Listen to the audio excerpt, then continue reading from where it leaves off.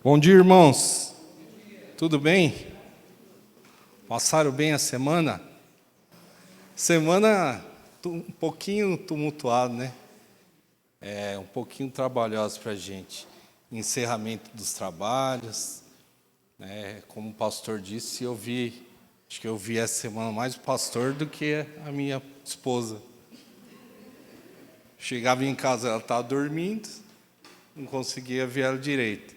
E aí o pastor passava aqui à noite com ele.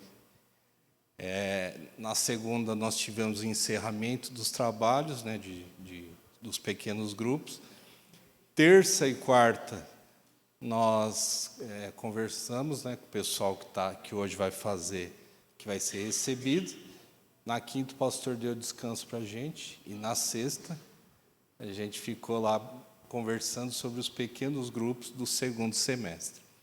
Então essa aí é a nossa tarefa, né? É a tarefa da igreja. Só que assim, isso leva a gente a refletir e questionar algumas coisas também. Por quê? Porque conforme vai aumentando, né, as pessoas na igreja, vai entrando outros irmãos, às vezes irmãos de outras igrejas, às vezes de igrejas irmãs, né, irmãs que eu digo assim, irmãs bem irmãs mesmo, né? Sai de uma presbiteriana, vem para outra. Outros sai de, sei lá, de uma assembleia, vem para, sai da independente, vem para cá. E outros que realmente decidiram, né, pelo aceitar o caminho do Senhor, e aí começaram a frequentar a igreja. E o que nos leva à preocupação? Nos leva ao seguinte, que como vem gente de todo jeito, de todos os modos, com vários ensinamentos, nós sabemos que existem interpretações aí mais diversas que tem do Evangelho de Cristo e que gera um pouco de confusão, né, nas pessoas que estão vindo, ou até mesmo no ensino que a gente tem do dia a dia, né, que a gente acha que está correto ou não.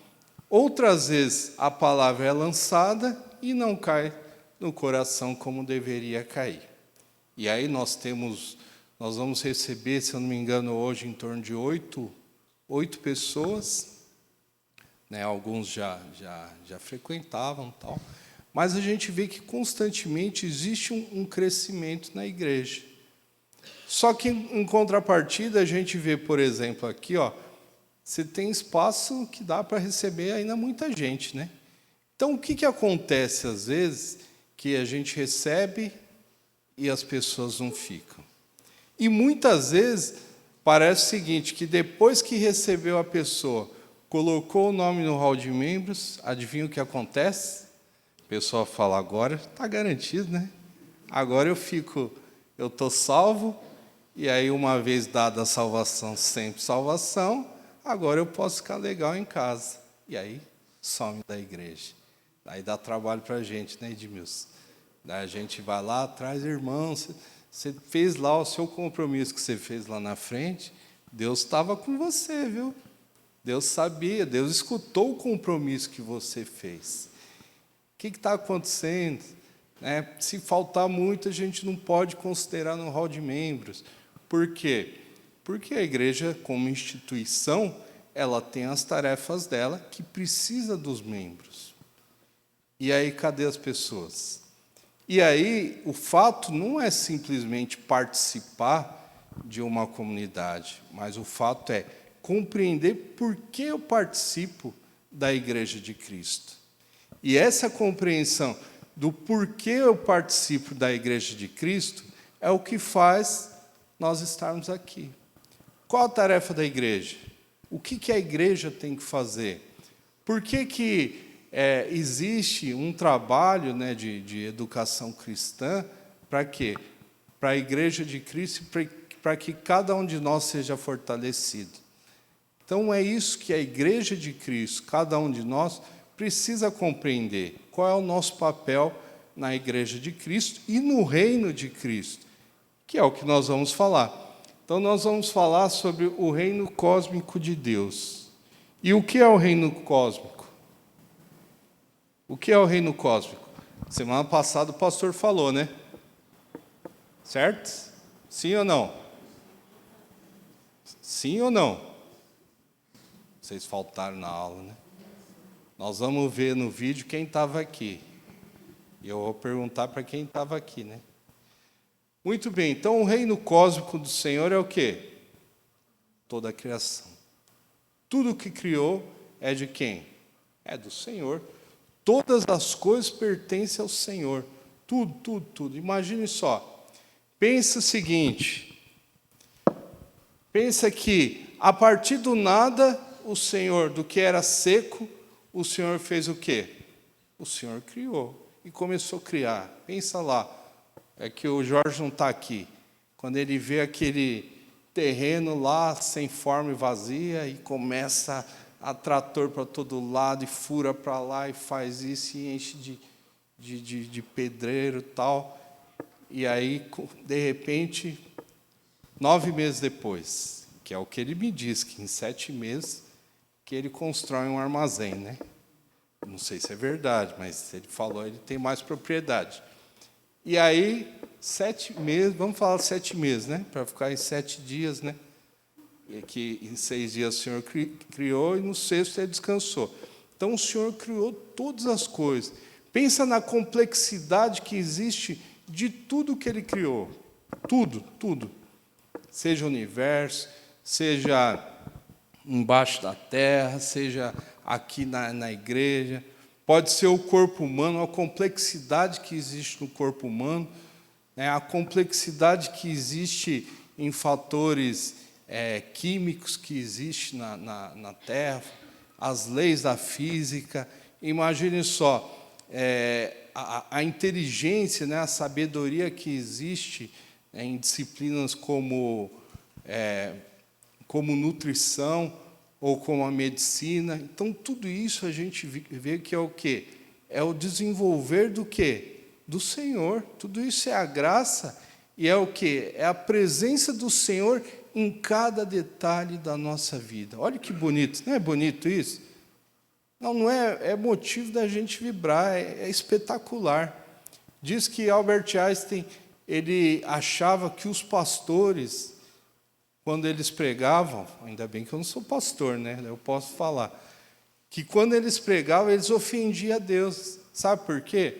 Porque eles não davam valor ao Criador da forma que deveria ser. Então, Albert Einstein achava o seguinte, que quem criou o universo, né, da forma que criou, e a inteligência que existe em cada detalhe, que o fato da gente pregar e falar do Senhor, a gente fala de uma forma desrespeitosa. Por quê? Porque a gente não considera aquele que criou todas as coisas. Então, essa sabedoria, tudo isso que a gente fala, ensina, e toda essa doutrina que traz para cada um de nós, e isso tem que fazer o quê? Tem que mexer e vir para o nosso coração. A partir daí, toda a teologia, ela começa a fazer efeito. E muitas vezes a gente vai falar, mas teologia não serve para nada, né? Teologia é o que? É um ensino que tentam, mas na prática mesmo é o que? É a fé. Isso não é verdade. Sabe por quê? Porque a forma de você orar, a forma que eu oro, ela é baseada no quê? Na teologia. Quando a gente está orando, nós estamos expressando o quê? A teologia que a gente aprendeu. Por aí vai. E o que é a teologia? A teologia é a fé em busca de compreensão, conforme Anselmo de Cantuária. Ele dizia isso porque ele dizia que cada vez que a gente acredita, vê, né, as coisas maravilhosas que o Senhor fez, nós vamos nos perguntando, questionando, até compreender o que está relacionado na Bíblia com o que está relacionado em toda a nossa vida. Essa semana teve um irmão que falou um negócio muito legal para a gente. Ele falou o seguinte, ele falou, antes eu fazia questionamento para quê? Para afrontar. Para quê? Questionar, para falar assim, ó, o que vocês creem não faz sentido nenhum. Até que o Senhor tocou no coração dele, né? E quando o Senhor toca no coração dele, ele falou, mas hoje a minha pergunta é para quê? Para compreender na minha vida a palavra de Deus. Olha que legal, né? Como o Senhor transforma as vidas e a gente não percebe, muitas vezes, né? A gente está tão acostumado com o nosso dia a dia e não percebe que o Senhor está trabalhando toda hora, todo momento no coração de cada um de nós. Então, falar do reino cósmico é a criação do Senhor, que a partir do nada o que o Senhor fez? Ele organizou e harmonizou todas as coisas. Então, essa compreensão do reino de Deus, que ela vem aí de teólogos reformados, vai passar por... O teólogo ele fala o seguinte, que aqueles pontos que a gente estudou aí há tempos atrás, que é a cola, né, de todo o livro do Evangelho, que ele está pautado na aliança do Senhor, no pacto, no mediador. Então, quase todos os livros da Bíblia, nós vamos ver a presença de um desses três elementos. Para quê? Para que a gente compreenda o que a palavra de Deus ela significa e traz para as nossas vidas todos os dias. Por quê? Porque a partir do momento que nós nascemos de novo, que somos seres que têm o coração pautado nas coisas do reino de Deus, nós temos que ter outra compreensão do mundo. Por quê? Porque essa compreensão de mundo é a compreensão que eu tenho aqui dentro da igreja e aonde eu estiver. Aonde eu estiver, a glória do Senhor vai estar lá. A manifestação do poder de Deus está lá. É isso que a gente tem que entender. Quando eu estou, por exemplo, imagine só, se eu trabalho no trânsito, vou falar do trânsito de Guarulhos, que ontem eu fiquei bem irritado, né? Porque eu estava quase chegando, né, a 15 minutos de casa, e os caras desviaram para quê? Desviaram, tivemos que dar uma volta pelo centro de Guarulhos, e aí perdi meia hora. Pensa, um cara que está no trânsito lá, e ele tem amor ao próximo, e o amor ao próximo, compreender que ele tem que ter o respeito, né, por cada um, ele tem que fazer de tal forma que o quê? Que a glória do Senhor esteja lá, respeitando ao próximo, amando ao próximo, e sabendo que o trabalho dele também é para a glória de Deus. E isso vale para onde? Para qualquer político, para qualquer empresário, para qualquer chefe, para qualquer operador. Pensa um ajudante, eu trabalho com transporte. Um ajudante vai e carrega uma carreta de qualquer jeito. Ele vai chegar daqui, eu faço região norte, né? Então vai chegar daqui em Belém, nós sabemos as estradas como são. De Belém ele pega uma balsa até Manaus e chega em Manaus. Chega lá um remédio para vamos dizer, uma pessoa, um animal. Quando vai entregar, está quebrado. Daí você vai avaliar. Por quê? Porque o operário aqui simplesmente trabalhou de qualquer jeito. Então, veja só a diferença que tem em você trabalhar para o reino de Deus. Você está contribuindo para quê? Porque você representa o Senhor. Em tudo que você faz, tem que ter o quê? A glória do Senhor. Por quê?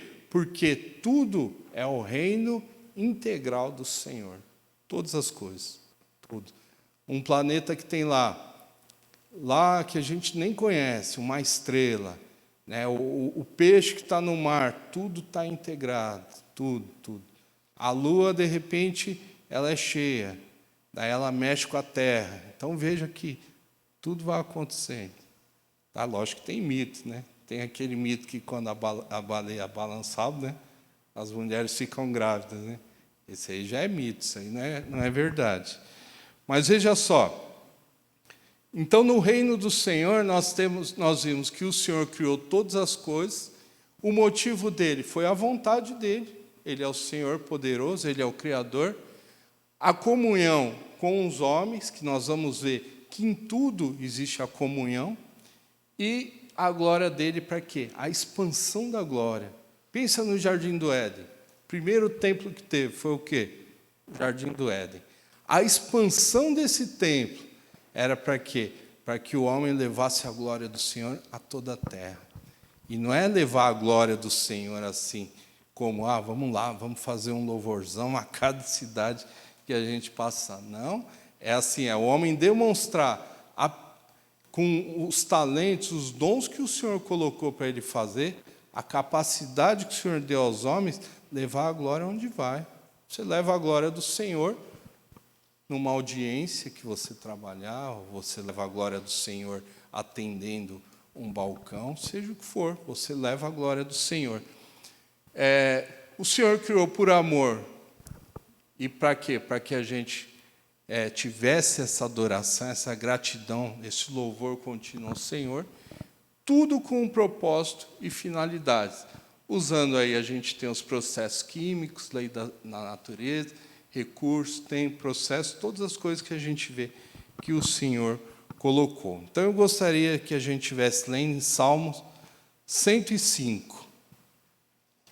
Salmo 105, nós vamos ver que poesia belíssima, né? que o salmista coloca, basicamente de forma poética, ele explica o quê? Todo o reino de Deus. Eu vou pedir para o Samuel ler.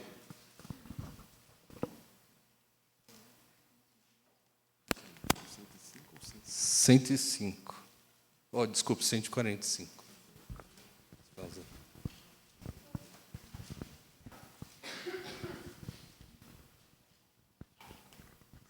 Salmo 145. Exaltar-te-ei, ó Deus meu e Rei. Bendirei o teu nome para todo sempre. Todos os dias te bendirei e louvarei o teu nome para todo sempre. Grande é o Senhor e muito digno de ser louvado. A sua grandeza é insondável. Uma geração louvará a outra geração as tuas obras e anunciará os teus poderosos feitos. Meditarei no glorioso esplendor da tua majestade e nas tuas maravilhas. Falar-se-á do poder dos teus feitos tremendos e contarei a tua grandeza. Divulgarão a memória de tua muita bondade e com júbilo celebrarão a tua justiça. Benigno e misericordioso é o Senhor, tardio em irar-se e de grande clemência. O Senhor é bom para todos e as suas ternas misericórdias permeiam todas as suas obras. Todas as tuas obras te renderão graça, Senhor, e os teus santos te bendirão. Falarão da glória do teu reino e confessarão o teu poder, para que aos filhos dos homens se façam notórios os teus poderosos feitos e a glória da majestade do teu reino. O teu reino é o de todos os séculos, e o teu domínio subsiste por todas as gerações. O Senhor é fiel em todas as suas palavras e santo em todas as suas obras. O Senhor sustém os que vacilam e aprumam todos os prostrados. Em ti esperam os olhos de todos, e tu, a seu tempo, lhes dás o alimento. Abres a mão e satisfazes de benevolência a todo vivente. Justo é o Senhor em todos os seus caminhos, benigno em todas as suas obras. Perto está o Senhor de todos os que o invocam, de todos os que o invocam em verdade. Ele acode à vontade dos que o temem, atende-lhes o clamor e os salva. O Senhor guarda a todos os que o amam, porém os ímpios serão exterminados. Profira a minha boca louvores ao Senhor, e toda a carne louve o seu santo nome para todo sempre. Muito bem. Então o salmista ele vai falando e ele vai contando quem é o Senhor. Eu exalto o Senhor por quê? Porque o Senhor é grande, o Senhor é benigno, o Senhor é misericordioso, o Senhor é amoroso. O Senhor criou todas as coisas. E através do Senhor é que todas as coisas continuam a existir e a manter. E aí ele vai falando, né, sobre a grandeza do Senhor, e aí até que ele termina, ele fala, olha, aí os ímpios vão para um lado, os que o Senhor ama para o outro. Ou seja, a justiça do Senhor vai acontecer. Então ele vem contando de forma poética sobre a criação, sobre o que o Senhor é e sobre a consumação de todas as coisas. Olha só. Então, isso para quê? Para mostrar que tudo é do Senhor, nada sai do controle do Senhor, todas as coisas pertencem ao Senhor. Então, nós vemos que com a criação, e aí a gente vê que o Senhor cria todas as coisas do nada, e Ele cria, dá forma, né? Cada detalhe Ele vai lá, parece um profissional quando ele começa a pintar. Sabe quando você vê aqueles quadros que você olha, às vezes, detalhes e fala, nossa, olha, o cara é tirar o chapéu, né, um artista assim. Imagine o Criador do universo. Imagine o seguinte, que, olha, pode ter a guerra que for, todos nós aqui, a igreja toda pode orar todos os dias, que todas as manhãs vai ter o dia e atardecer vai virar a noite. Vocês viram? Tudo tem a regra e obedece o quê? Os preceitos do Senhor. Então, veja só. Então, o Senhor cria a imagem e semelhança. O Senhor dá os mandatos para os homens. É a forma que o homem vai agir, o que tem que fazer. E Ele cria o quê? A aliança com o homem. Então, veja só. Ele ainda nomeia o homem para quê? Para que o homem seja o... Tem algumas literaturas que vai falar que é subgerente, outros administradores. Mas, na verdade, é o seguinte, é o Senhor Deus, e Ele passou aos homens o dever de quê?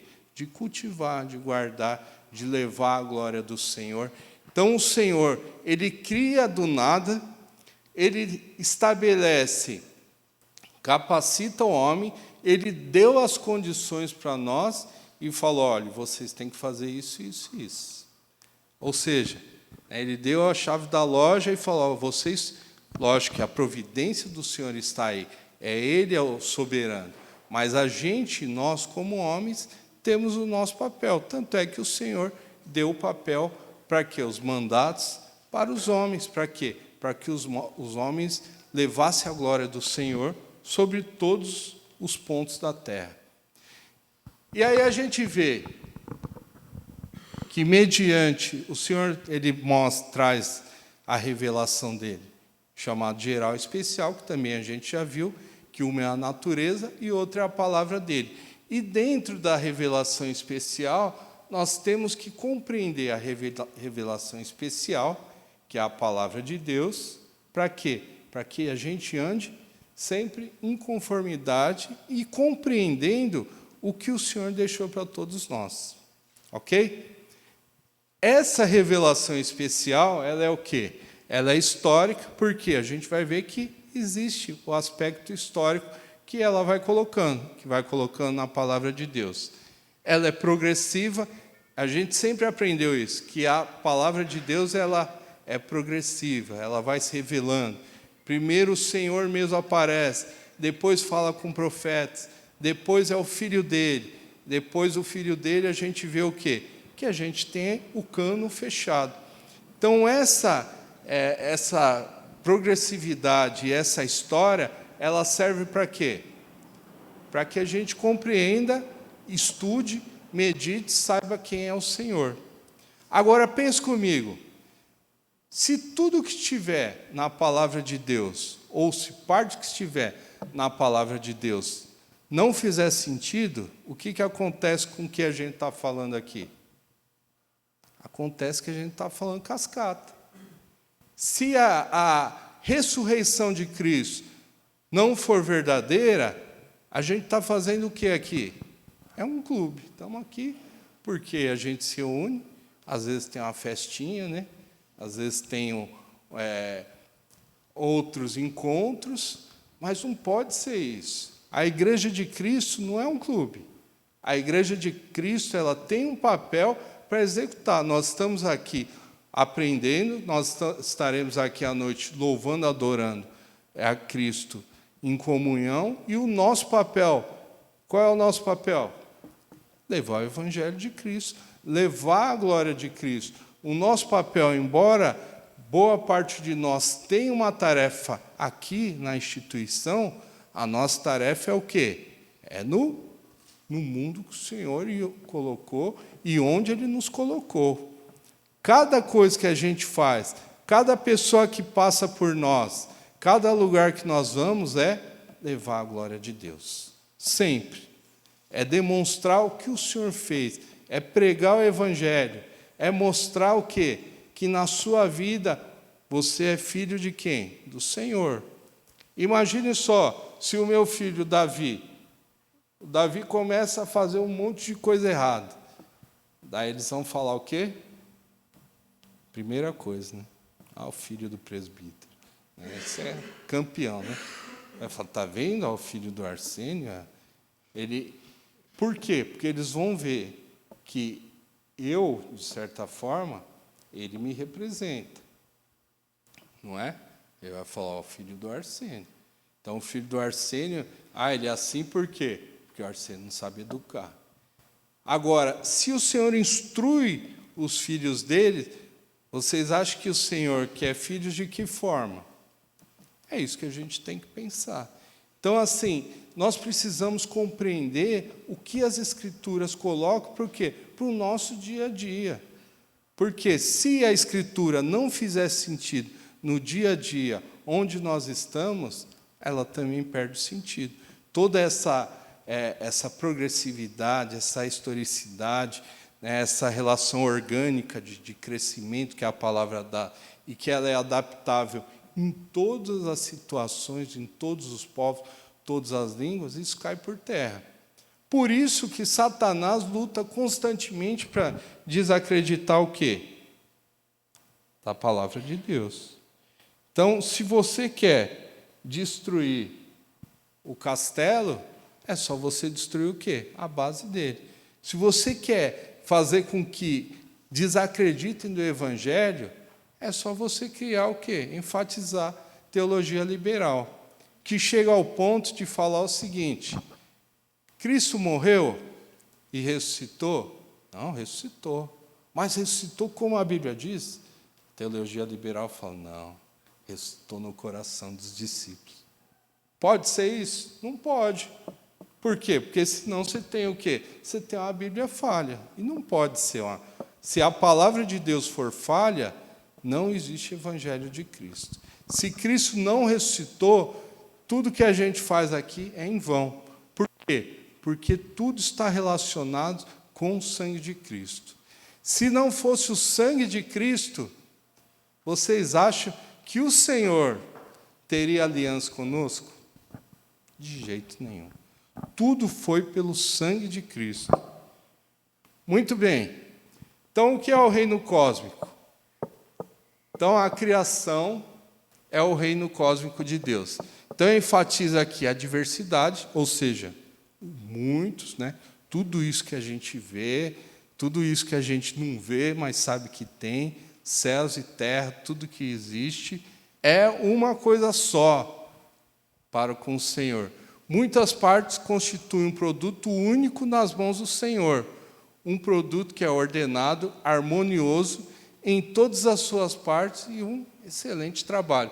É o domínio total, abrangente de Deus, dentro do qual Ele deu autoridade a homens em submissão a Ele. Por causa disso, reinos humanos poderiam e se desenvolveram. Então, mesmo que o homem faça ainda, né, foi deturpado por causa da queda, mas a gente vê que, mesmo assim, ele segue e cumpre alguns mandatos do Senhor. Tá? E não entra na forma se é justa ou injusta, mas ele entra na obediência ao Senhor.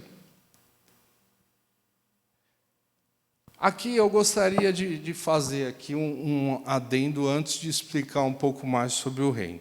Então, eu gostaria de abrir em Êxodo 25, 10 a 22. 25, 10 a 22. Eu vou pedir para o Denis ler. Você pode ler, Denis?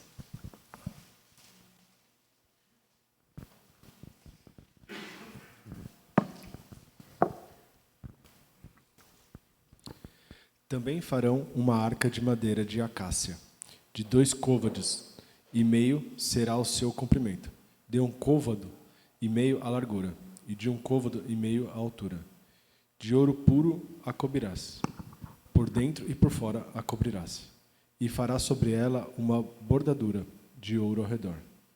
Fundirá para ela 4 argolas de ouro, e as porás nos 4 cantos da arca, 2 argolas num lado dela e 2 argolas no outro lado. Farás também varais de madeira, de acácia, e os cobrirá de ouro. Meterás o varais nas argolas ao lado da arca, para se levar por meio dela a arca. Os varais ficarão na argola da arca, e não tirarão dela. Até o 22. E porás na arca o testemunho, o que eu te darei. Farás também um propiciatário de ouro puro, de 2 côvados e meio. Será o seu comprimento, e a largura de 1 côvado e meio. Fará 2 querubins de ouro batido os fará, nas 2 extremidades do propiciatório. Um querubim na extremidade de uma parte, e o outro na extremidade de outra parte. De uma só peça com o propiciatário fareis os querubins nas 2 extremidades deles. Os querubins estenderão as asas por cima, cobrindo com elas o propiciatório. Estarão eles de faces voltadas uma para a outra, olhando para o propiciatório. Porás o propiciatório em cima da arca, e dentro dela porás o testemunho, que te darei. Ali virei a ti, e de cima do propiciatório, do meio dos 2 querubins, que estão sobre a arca do testemunho, falarei contigo, acerca de tudo o que te ordenar, para os filhos de Israel. Olha só, né? Que texto mais estranho é esse? Não é um texto estranho? É um texto estranho, que a gente vê e o Senhor fala, olha, faz uma arca. E aí o Senhor fala, ó, mas a arca tem que ser assim, ó, desse jeito que eu estou falando. E aí você vai colocar uma tampa, que a tampa é o propiciatório, e colocará os querubins olhando para cima. E aí quando fizer quando o sumo sacerdote fizer o sacrifício, o sangue vai colocar por cima da tampa. Olha que texto estranho, né? É um texto que a gente olha, às vezes, se a gente estiver fazendo aquela leitura, né, bíblica constante para a gente ler a Bíblia em um ano, ou um pouquinho mais, talvez até passe, a gente não entende. A gente fala, isso não tem muito a ver com a gente. Mas olha que legal, ó. Olha só. Temos responsabilidade de estar onde Deus quer que a gente esteja. O Senhor, se a gente, dependendo do lugar que a gente estiver, óbvio que o Senhor está em todos os lugares. Mas por que ele falou o seguinte, ó, você faz a arca, faz assim, assim, assim. No sacrifício vai fazer assim, assim. E aí, quando derramar o sangue na tampa, ali eu estarei e eu virei ao seu encontro, naquele momento exato. Ou seja, não é as coisas não são do jeito que a gente quer, não é assim, eu acho legal, eu vou fazer, não existe nada disso. O Senhor fala como é que devem ser as coisas e o que tem que acontecer. Por quê? Porque o reino é dele.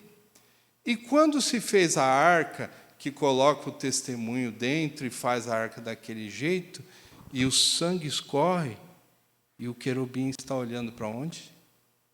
Para o sangue. E o que significa o propiciatório? O propiciatório ele é a tampa. Ele está entre o testemunho e faz uma referência ao quê? Ao Criador. E essa tampa é como se ela protegesse contra o quê? Contra a ira do Senhor. Lembra que Paulo vai falar que ele é a propiciação.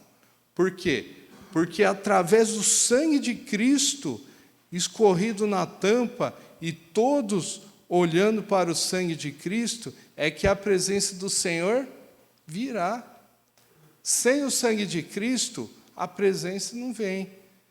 Então, no reino de Deus, esse reino que o Senhor colocou, nós vamos ver que foi necessário para que a gente voltasse a ter a comunhão do Senhor e a participação do reino de Deus, foi necessário o quê? O sangue de Cristo na nossa vida. Então as coisas acontecem, vocês façam assim, assim, assim. Por quê? Porque eu vou aparecer aí. Eu marquei. Então, ó, temos a responsabilidade de estar onde Deus quer que estejamos, não é em qualquer lugar, é da forma que o Senhor faz. Devemos ter a responsabilidade de fazer como Deus determinou para fazer. Ele determinou onde nos encontrar, pois é onde vem. Deus somente se revelou por causa de Cristo. Se não fosse pelo sangue de Cristo, a presença do Senhor não vem. Se não é pelo sangue de Cristo, nada do que a gente faz aqui valeria alguma coisa. Por quê? Porque o Senhor não vem. Não é igual a entidade aí que você coloca comida e faz aquele canto lá com um atabaque e a entidade vem. O Senhor não é assim, não. O Senhor não se compara a Ele. O Senhor é o Deus do universo. É o Senhor que criou todas as coisas. Então, Deus mantém o relacionamento do seu povo e sua criação por causa do sangue de Cristo.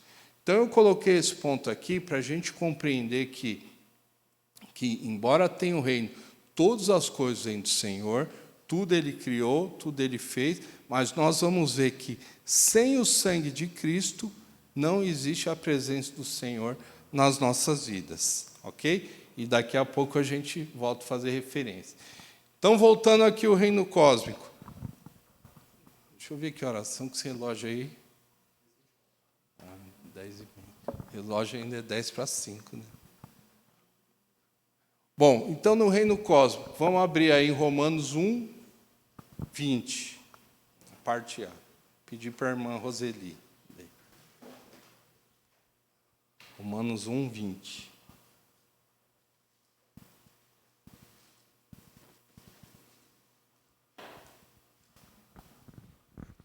Só um minutinho.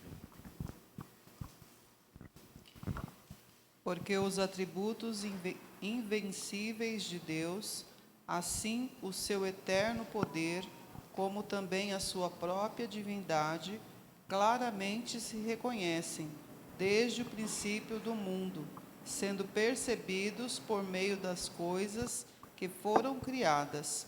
Tais homens são, por isso, indesculpáveis. Então veja só, o Paulo está falando o seguinte, ele falou, olha, só de vocês verem a natureza, tudo que o Senhor criou, né, os atributos invisíveis do Senhor, já é motivo para você crer no Senhor. Ou seja, não tem conversa de você achar que o Senhor não existe, porque achar que tudo isso foi criado do nada, é preciso ter mais fé do que a gente tem, né? Então, o que é o termo cosmos? O termo cosmos é ordem, harmonia, beleza. Por isso que o teólogo criou, né, o reino cósmico do Senhor. Então, a natureza do reino consiste em total, integral e harmoniosa. Permanece sujeita sempre ao Criador. E Deus tem a sabedoria delegando a gerência ao homem, em submissão a Ele. Então, essa aqui é o quê? É a natureza do reino. Agora vamos ver sobre a manutenção. Como que é a manutenção do reino? Salmo 104, 24 a 31. Pedi para a Gisele ler.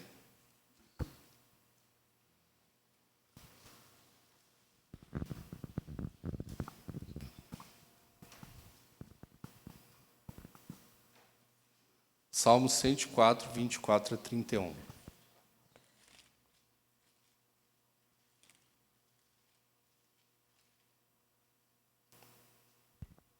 Que variedade, Senhor, nas tuas obras! Todas com sabedoria as fizestes. Cheia está a terra das tuas riquezas. Eis o mar vasto e imenso, no qual se movem seres sem conta, animais pequenos e grandes. Por ele transmitem os navios e os monstros marinhos, que formaste para nele folgar. Todos esperam de ti, que lhe deem de comer a seu tempo. Se lhes dás, eles o recolhem. Se abre a mão, eles lhe fartam de bens. Se ocultas o rosto, eles te perturbaram. E se lhe cortas a respiração, morrem e voltam ao seu pó. Envia o teu espírito, eles são criados, e assim renovas a face da terra. A glória do Senhor seja para sempre. Exulte o Senhor por suas obras. Com um só olhar para a terra, ele faz tremer. Toca as montanhas e elas fumegam. Cantarei ao Senhor enquanto eu viver. Cantarei louvores ao meu Deus durante a minha vida. Seja-lhe agradável a minha meditação. Eu me alegrarei no Senhor. Isso aí. Então, o que é a manutenção do reino cósmico? É a providência do Senhor. E o que é a providência do Senhor? Como o salmista diz, todos dependem do Senhor. Tudo depende do Senhor. Pense só, o agricultor vai lá e planta, e aí ele planta contando com o quê? Por maior que seja a tecnologia, a gente conta com o quê? Que vai ter a chuva na época certa, né? Você vai lá adubar, daí a terra vai produzir. Por maior que seja a tecnologia, o conhecimento sobre a terra, nós sabemos que a gente depende do Senhor. Daí ele coloca lá pesticida para não ter as pragas, tal. O cuidado o homem tem. Tudo acontece isso porque também o Senhor falou, olha, você vai trabalhar, com a queda o Senhor falou, você vai trabalhar, mas a terra vai ser sua inimiga. Ela vai te dar trabalho para você tirar a coisa dela. Mas mesmo assim, a providência do Senhor é fundamental. Todo o equilíbrio que tem no universo, no cosmos que o Senhor colocou, tem a ver com a providência dele. Se um dia ele faltasse, imagine só, imagina as nossas represas aqui, chega a 30%. Daí a gente, ai meu Deus, e agora, hein? Vai acabar a água na terra. Daí vem o período de chuva. Daí a gente fala, aleluia, né? A providência do Senhor voltou. Então a gente vê que a providência do Senhor está a todos os momentos na vida do ser humano. Então a criação não é inútil, por isso Deus a mantém, sustenta e dirige. Deus trabalha com o seu governo, o papel do Espírito de Deus, e nós temos também as funções do quê? Do homem, da criação, né? Tudo com harmonia, integridade e produtividade. Óbvio, né? O efeito da queda sobre todas as coisas. Mas mesmo assim, o Senhor é fiel a Ele mesmo. Pessoal, embora eu esteja falando assim, tá? Mas vocês podem falar e se precisar interagir. E às vezes é o que eu falo, minha voz, como não muda muito, às vezes vai dar um pouquinho de sono. Então vocês dão uma perguntada, né? E se eu ver que alguém está dormindo, eu vou chegando perto. Tá? Pode falar, Rodrigo.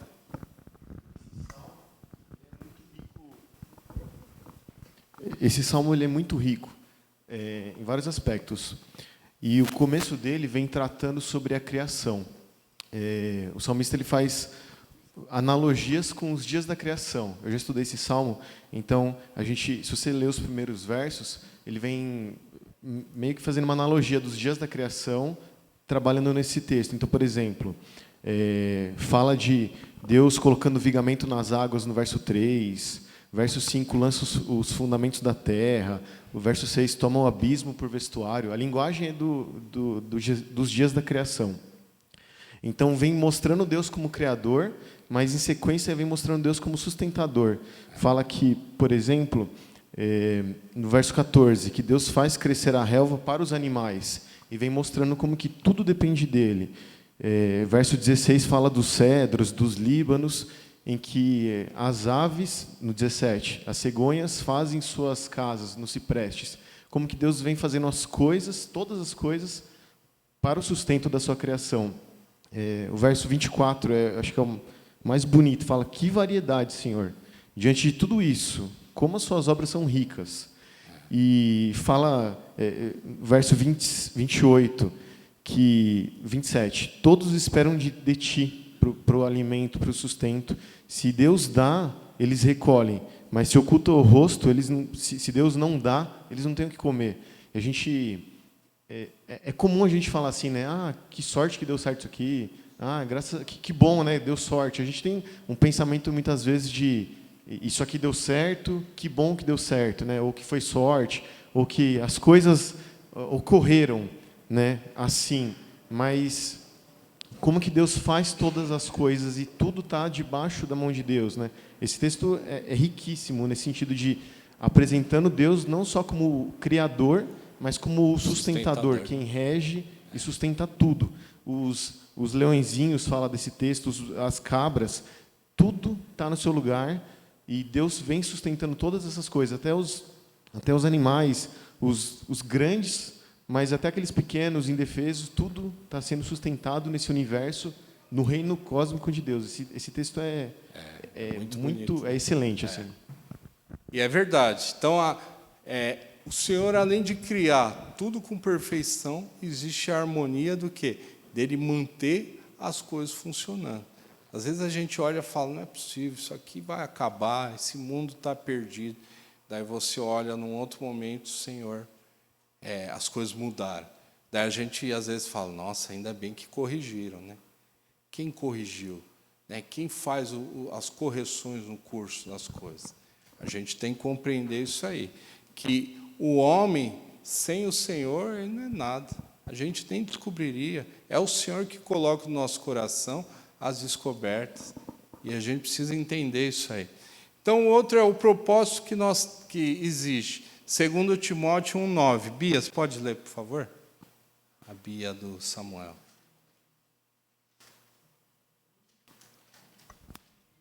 Segundo Timóteo 1,9.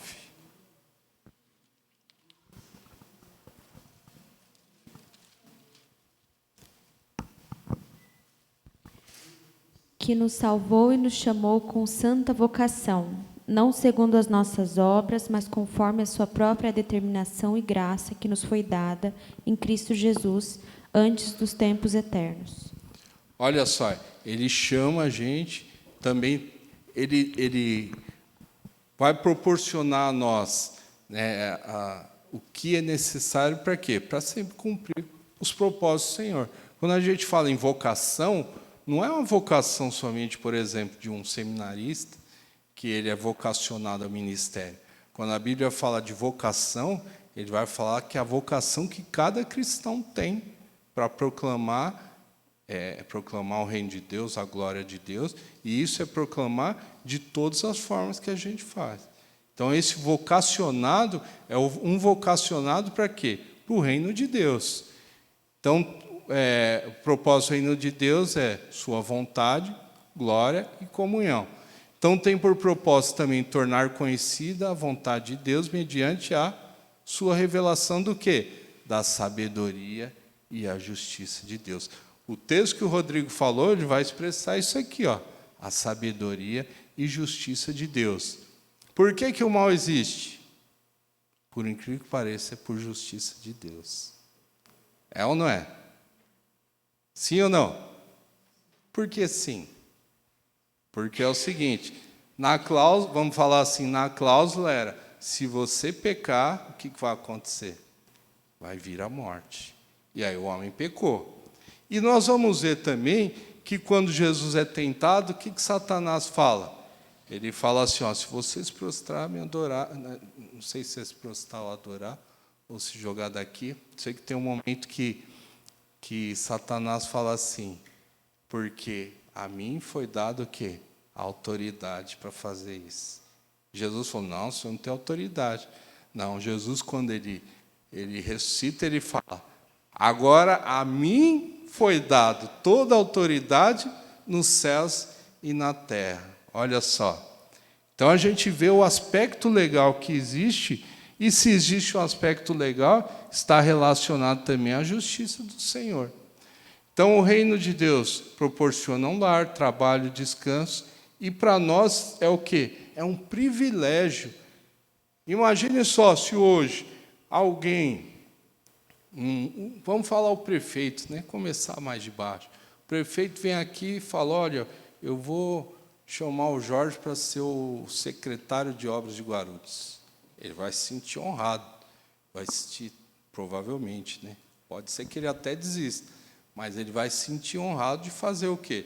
De ser chamado para trabalhar. Imagine o grande Deus, Senhor dos Exércitos, vocacionou a gente, te dá condições, e não é só condições para falar, vir aqui na frente, ou ensinar ou fazer alguma coisa, é para testemunhar do que ele fez na sua vida. Essa é a grandiosidade do Evangelho de Cristo, de pregar o reino de Deus. E nós temos o último fator aqui do reino cósmico, que é o que? A consumação. Vamos ler em Gênesis 1, 28. Pedir para o Edmilson ler, Gênesis 1, 28. O que diz Gênesis 1, 28?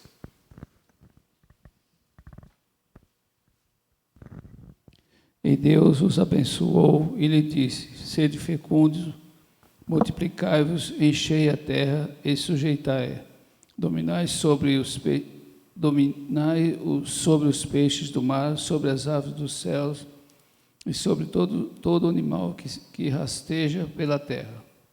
Então, quando a gente vê aqui sobre a consumação, nesse momento do reino cósmico, nós não estamos falando na consumação dos fins dos tempos, mas nós estamos falando do quê? De fazer o que o Senhor determinou a cada um que nós fizéssemos. É assim, ó, o recurso é esse aqui, ó. Agora vocês vão fazer o quê? Vocês vão consumar tudo que eu construí para quê? Para que tudo continue a expandir, a desenvolver, a criação. Por quê? Porque Deus nos capacitou com dons, talentos, o Senhor nos deu inteligência. Lembre-se que a imagem e semelhança de Deus está em nós. A imagem de Deus e semelhança, por pior que seja, está no ímpio também. Por quê? Porque o ímpio também desenvolve vacina, o ímpio faz artes, o ímpio cria, o ímpio faz, trabalha.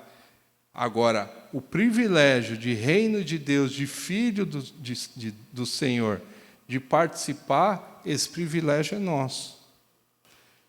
Olha só que legal, hein? Esse texto é fantástico. Colossenses 1, 13 a 23. Vou pedir para a Juliana ler. Esse texto é fantástico. Ele resume exatamente tudo que a gente está falando aqui. Depois dele, a gente até termina a aula, né? Vamos lá, pode ler, Juliana.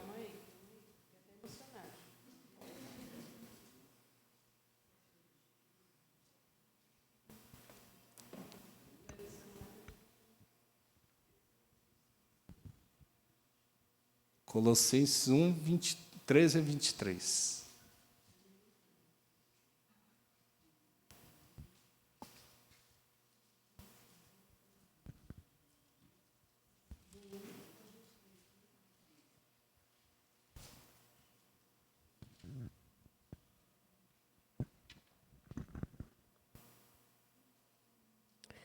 Se é que permaneceis na fé, alicerçados e firmes, não vos deixando afastar da esperança do Evangelho, que ouviste e que foi pregado a toda criatura debaixo do céu, e do qual eu, Paulo, me tornei ministro. É esse mesmo?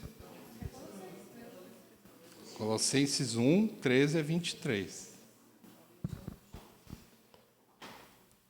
Ele nos libertou do império das agora trevas e nos transportou para o reino do Filho do seu amor. Isso, segura um pouquinho. A gente ia começar a cantar se você não ler certinho. Então, olha só. Ele fez o quê? Ele nos libertou, certo? Então, ele libertar de alguma coisa e libertar para alguma coisa, certo? Então, nós temos aqui, qual é o reino do seu filho, do Filho do seu amor? Nós temos o reino do Filho do seu amor aqui. Pode continuar. No qual temos a redenção, a remissão dos pecados. Este é a imagem do Deus invisível e primogênito de toda a criação. Isso aí, só segura um pouquinho. Então, o que está falando? Ele está falando aí que ele nos liberta e está falando agora que o Senhor é o quê? O Senhor é o próprio Deus. O Senhor é a imagem do Deus invisível. Ele é o Senhor. Pode continuar. Pois nele foram criadas todas as coisas, nos céus e sobre a terra, as visíveis e as invisíveis, sejam tronos, sejam soberania, quer principados, quer potestades, tudo foi criado por meio dele e para ele. Isso aí. Então, todas as coisas foram criadas por ele e para ele. Então, veja só, está falando de quem? Está falando de Cristo. Aí ele está falando, Cristo é Deus. Quando João fala o seguinte, fala, olha, ele é isso, ele é aquilo, eu sou, né, que o João explica, ele está fazendo menção ao quê? Ao eu sou lá do Gênesis. Então, todas as coisas foram criadas por Cristo para Cristo. Pode continuar. Ele é antes de todas as coisas, nele tudo subsiste. Ele é a cabeça do corpo da igreja. Ele é o princípio, o primogênito de entre os mortos, para em todas as coisas ter a primazia.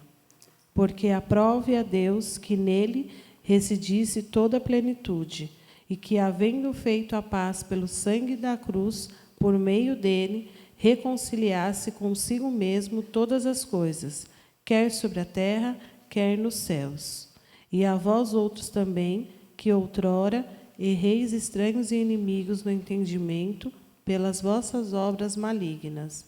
Agora, porém, vos reconciliou no corpo da sua carne, mediante a sua morte, para apresentar-vos perante eles santos, inculpáveis e irrepreensíveis, se é que permaneceis na fé, alicerçados e firmes, não vos deixando afastar da esperança do Evangelho, que ouviste e que foi pregado a toda criatura debaixo do céu, e do qual eu, Paulo, me tornei ministro. Olha só, então, o que é o Senhor Jesus? Ele é o Senhor, ele é Deus encarnado, ele é o próprio Deus que fez o quê? Que pagou a conta. Ou seja, é a dívida, né? Qual a dívida da Gisele? Eu pago a conta. De quem saiu? A conta saiu de graça? Não, ele pagou a conta. Ou seja, a morte do Senhor. E através da morte do Senhor, o que fez? Reconciliou a criação. Para quê? Para comunhão. Através do sangue de Cristo, o que mais gerou? A restauração de todas as coisas que estão acontecendo, estão em processo. A restauração do reino de Deus, o reino do seu Filho está aqui, o reino do Filho do seu amor. Então, como esses dois elementos se relacionam? Nós temos falado do reino do Filho do seu amor e o império das trevas. Daí nós temos aqui uma forma popular e a forma comum das religiões, que é o quê? Isso aqui é chamado maniqueísmo. O que é maniqueísmo? É que a gente fala o seguinte, existe a briga entre o bem e o mal, né? Não é isso que tem nos desenhos ou nos filmes? Sempre tem o bem que o bem está quase morrendo lá e o mal vai lá. Aliás, o bem está quase morrendo. Daí, no último round, ele vai lá, dá um soco e o bem ganha. Não é assim, não. A restauração. Quando lá em Gênesis fala que o Senhor, que o Filho do Homem pisaria na cabeça da serpente, esmagaria, isso aconteceu. E aconteceu onde? Aconteceu justamente na ressurreição. Quando ele fala, está consumado, todas as coisas foram feitas, não tem mais o que fazer. Agora é chegar e conquistar, vai conquistando, conquistando, até que vai chegar o último momento. Então, nós vemos isso aqui, Nós temos isso aqui. O reino do Senhor, que é o quê? São todas as coisas. E, por incrível que pareça, o império das trevas depende do quê? Do reino do Senhor. É difícil a gente entender isso, não é difícil? Por quê? Como é que você vai falar, mas que negócio estranho é esse? Primeiro que o reino de Deus são todas as coisas. O reino de Deus são todas as coisas. Daí a gente vê o reino do seu Filho, mas Jesus já não tinha um reino, porque ele não era Deus, sempre teve o reino. Como Deus, Jesus sempre reinou e nunca ninguém tirou ele de lá. Em nenhum momento saiu. Como Redentor de um mundo caído, ele veio, se sujeitou, se despiu do que ele fez, cumpriu todas as exigências da justiça de Deus, cumprindo, ele teve o direito ao cetro, toda a autoridade sobre os céus e terra. E aí o papel dele agora, é o quê? É justamente o quê? O que é um parasita? A gente vê aqui que o império das trevas é considerado o quê? Um parasita. O que é o parasita? E o que o parasita faz? O parasita serve para quê? Só estragar o hospedeiro, né? Em último momento, o que faz o parasita, Bia? E qual a consequência? Dependendo, vai ser a morte. Mas ele cria alguma coisa? Ele contribui com alguma coisa? Nada. Só suga. Então, o reino parasita é isso aí. Ele depende do reino de Deus para quê? Para sobreviver. Mas como é que existe ainda o império das trevas? Por justiça. Só que a Bíblia ela vai falando até que vai chegar o quê? O último momento de sentenciar. Então, assim, tudo o que tinha que ser feito foi feito. Então, recapitulando, o Senhor criou todo o universo com toda a perfeição, harmonia, integralidade. Ele criou todas as coisas para quê? Para a glória e louvor dele. O que acontece? Ele tinha um relacionamento com o homem, e com o relacionamento com o homem, e o homem tendo livre-arbítrio, o homem vai optar para quê? E o homem pecou. Por justiça, o que aconteceu? Satanás falava, se o homem pecou, a sentença dele é a morte. Então o diabo, que o diabo é um título, de acusador, ele fala, olha, a Maria Helena pecou, a sentença dela é a morte, então tem que sentenciar ela. Muito bem. Então, com essa acusação e com o império das trevas atuando no reino de Deus, a gente percebe um império parasita atuando nisso aí. Cristo, quando ele veio, ele fez justamente o quê? Então, nós temos aqui, Cristo veio, e aí ele consumou as coisas, e ele coloca a igreja como agente do reino de Deus. Então, a gente vê que a mensagem do reino de Deus é a pregação, proclamação do evangelho, que é a revelação, e os sinais, quais são os sinais do reino de Deus? Humildade, justiça, paz, alegria, amor ao próximo, vontade. Então, veja só que o Senhor Jesus, ele veio o quê? Ele vem trazendo, quando ele anuncia o reino dele, o reino do Filho do Homem, ele demonstra o quê? A restauração do reino mediante o quê? Os escolhidos do próprio Senhor.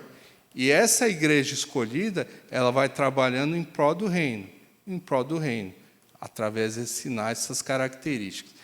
Então, o reino é um símbolo da vontade de Deus, que pode ser realizado em situações particulares através da obediência humilde.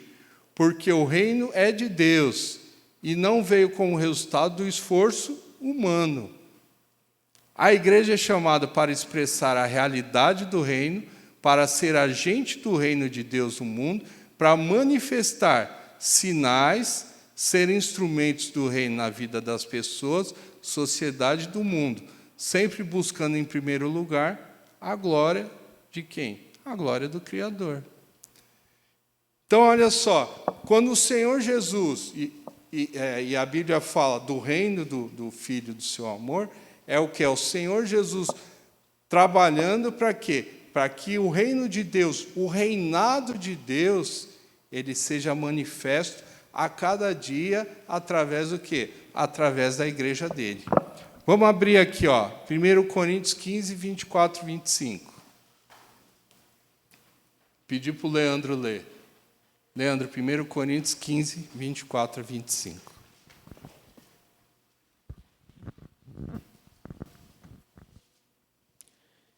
E então virá o fim, quando ele entregar o reino ao Deus e Pai, quando houver destruído todo o principado, bem como toda potestade e poder, porque convém que ele reine até que haja posto todos os inimigos debaixo dos pés.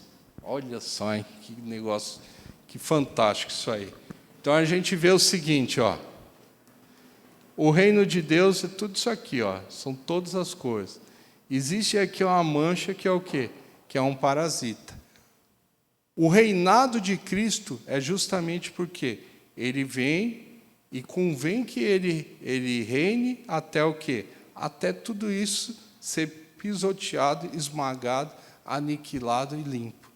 E a partir daí, tudo pronto, ele vem e devolve e fala, Senhor, lê para mim o último versículo, de novo.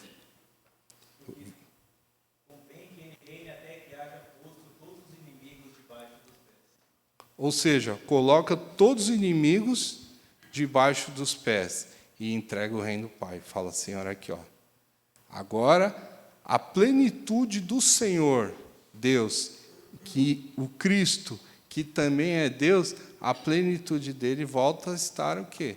Sem interferência do quê? Sem interferência do reino parasita. Então, toda essa história que a Bíblia conta, toda essa glória que manifesta, é justamente para falar, olha, era assim, o Senhor criou todas as coisas. O homem pecou, criou-se o quê? Deu autoridade e legalidade para quê? Para que um reino parasita trabalhasse aí.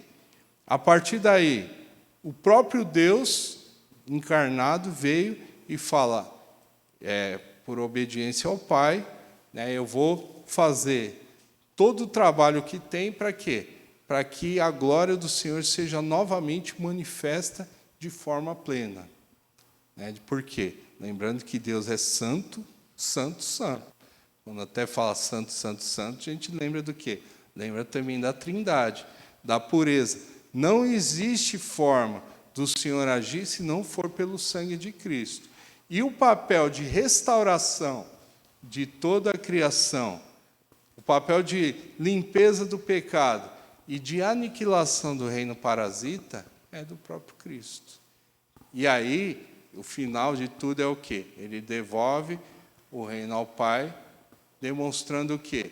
Que a glória do Senhor é sobre tudo e sobre todos.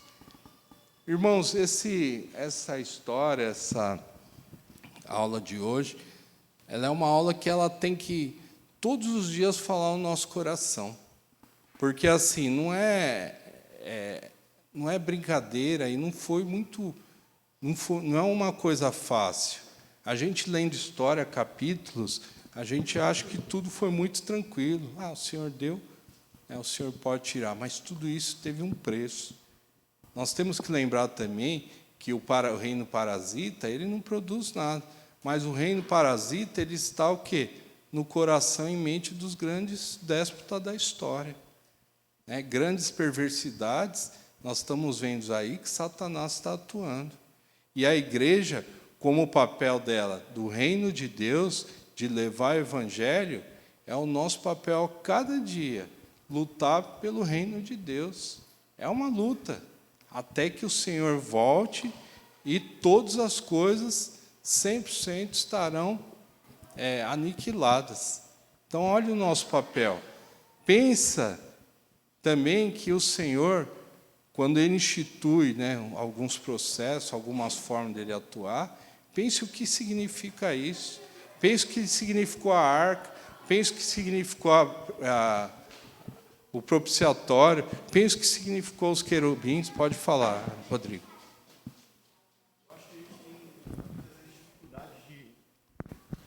Às vezes a gente tem dificuldade de ligar esses pontos, né? Eu acho que, de certa forma, é tranquilo a gente entender Deus soberano sobre todo o reino. Todo o reino de Deus está nas suas mãos, tudo. As leis da física estão... Se existe a gravidade, é porque Deus a fez.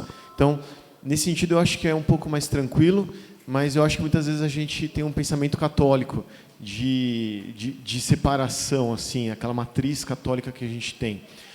E eu acho que uma coisa importante de estar bem claro é que, por exemplo, a implicação de tudo isso por exemplo, Romanos 11:36 fala que porque dele e por meio dele, para ele são todas as coisas. A ele pôs a glória eternamente. Então, todas as coisas, tudo é feito por ele, para ele e vem dele.